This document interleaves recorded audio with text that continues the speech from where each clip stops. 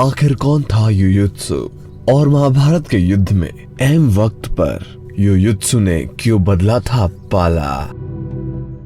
चलिए जानते हैं इसके बारे में। नमस्कार दोस्तों, आप सभी का स्वागत है हमारे YouTube चैनल प्रभु अवतार में। दोस्तों, जब गांधारी गर्भवती थी तब धृतराष्ट्र की सेवा आदि कार्य करने के लिए वणिक वर्ग की दासी रखी हुई थी। धृतराष्ट्र ने उस दासी से ही सहवास कर लिया था। सहवास के कारण दासी भी गर्भवती हो गई। उसी दासी से एक पुत्र उत्पन्न हुआ जिसका नाम था युयुत्सु। उल्लेखनीय है कि धृतराष्ट्र ने एक और दासी के साथ संभोग किया जिससे विदुर नाम का विद्वान पुत्र पैदा हुआ। दोनों को ही राजकुमार जैसा सम्मान, शिक्षा और अधिकार मिला था क्योंकि वे धृतराष्ट्र के पुत्र थे।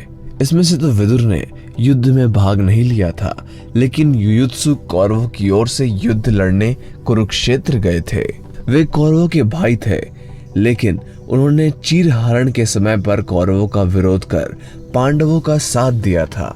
वे हर समय कौरवों के अनैतिक हरकतों का विरोध करते रहते थे और ये बात युधिष्ठिर को अच्छी नहीं लगती थी। युयुत्सु एक धर्मात्मा था, इसलिए दुर्योधन की अनुचित चेष्टाओं को बिल्कुल पसंद नहीं करता था और उनका विरोध भी करता था। इसी कारण दुर्योधन और उसके अन्य भाई उसको महत्व नहीं देते थे, उसका हास्य भी उड़ाते थे। युयुत्सु ने महाभारत युद्ध रोकने का अपने स्तर पर बहुत प्रयास किया था, लेकिन उसकी एक नहीं चली।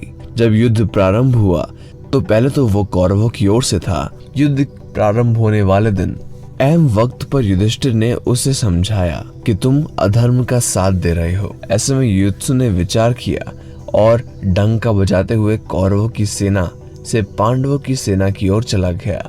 हालांकि किस्सा ये था कि युद्ध प्रारंभ होने से ठीक पहले युधिष्ठिर ने कौरव सेना को सुनाते हुए घोषणा की कि मेरा पक्ष धर्म का है। जो धर्म के लिए लड़ना चाहता है वे अभी भी मेरे पक्ष में आ सकते हैं, उसका स्वागत करूंगा।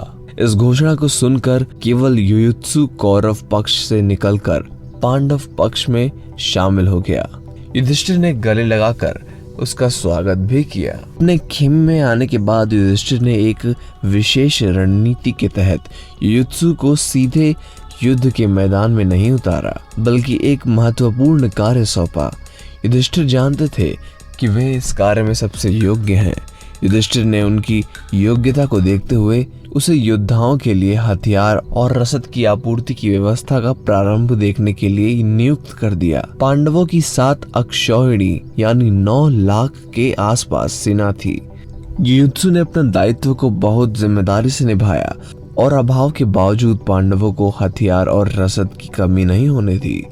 युद्ध में बचे हुए 18 योद्धाओं में से युयुत्सु भी थे।